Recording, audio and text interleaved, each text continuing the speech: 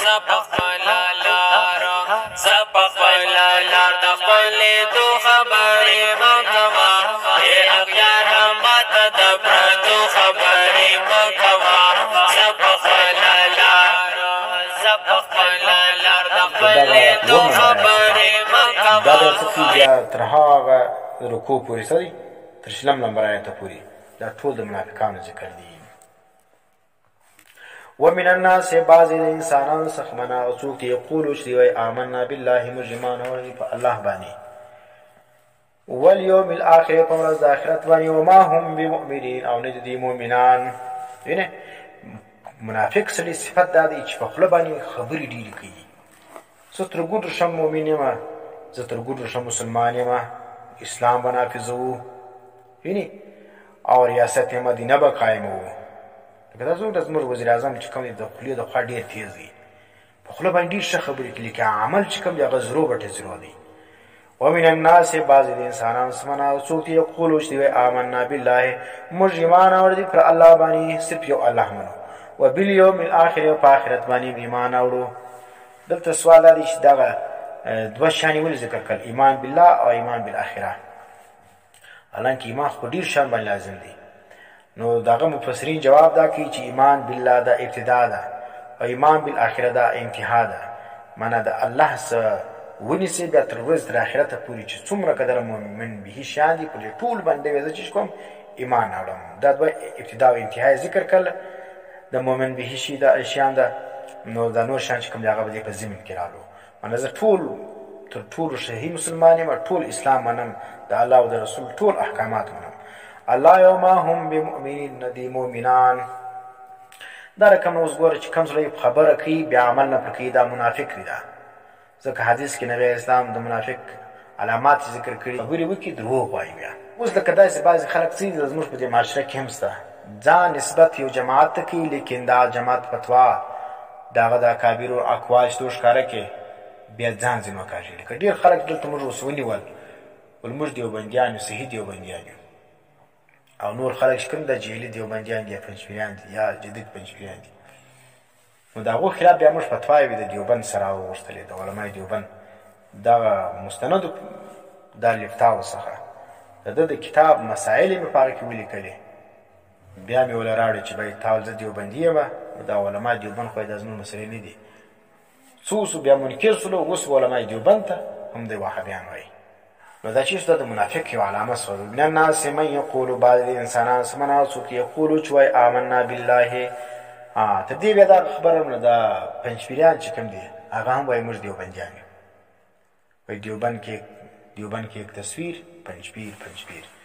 نو دې ته موږ دا دعوت ورکوو چې تاسو د دیوبند دعوه کوئ نو راسئ، زموږ تاسو مابین کې متفق علیه چې کوم دی هغه د علمای دیوبند دي. نو راسئ دا چې کوم متنازع فیها مسایل دي دا به ولیکو علمای دیوبند لره، دا ټول دیوبند څه ونیسئ. بیا چې کوم مدرسه ستا خوښ دارالعلوم دیوبند خوښه ده هغه له به دا مسایل واستوو. دارالعلوم کراچي سوله، جامعه فاروقیه سوله، جامعه اشرفیه سوله، جامعه رشید سوله، یعنې دا ټولې ګډ کړي، جامعه حقانیه سوله. دا مسایل چې زموږ د پنجپیریانو د سیفیانو په مابین کې کم اختلافي ده.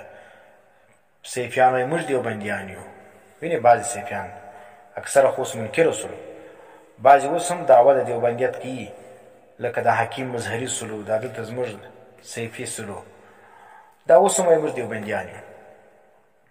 او دلته د پنجپیریان خو بیخي سم وایي چې موږ دیوبندیان یو، هغوی د دیوبند حقیقي جانشین موږ یو.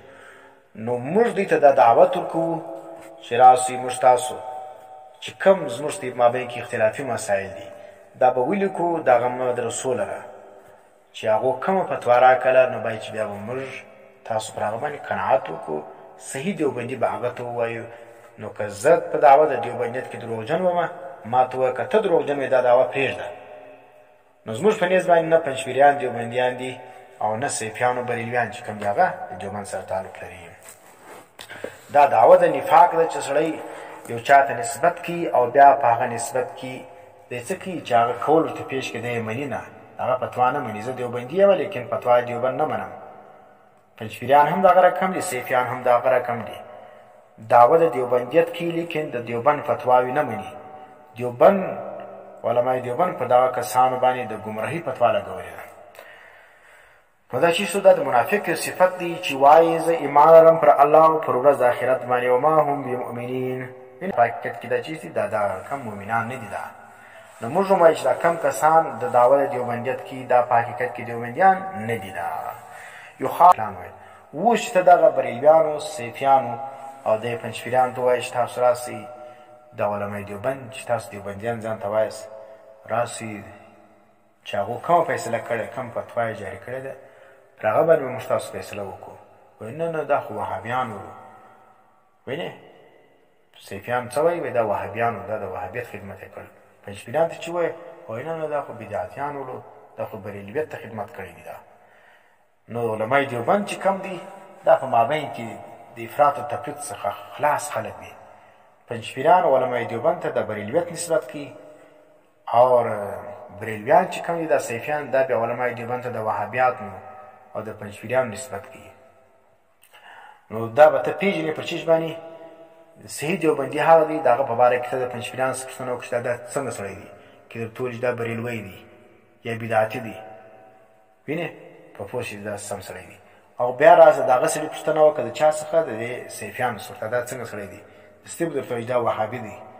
نو که پنځپیري درته وویل چې دا بدعتي دی یا بریلوی دی او د هغه سړي په باره کې بیا صیفي او بریلوي څه وویل چې دا وهابي یا پنځپیري دی په پوه شي دا صحیح دیوبندي دی.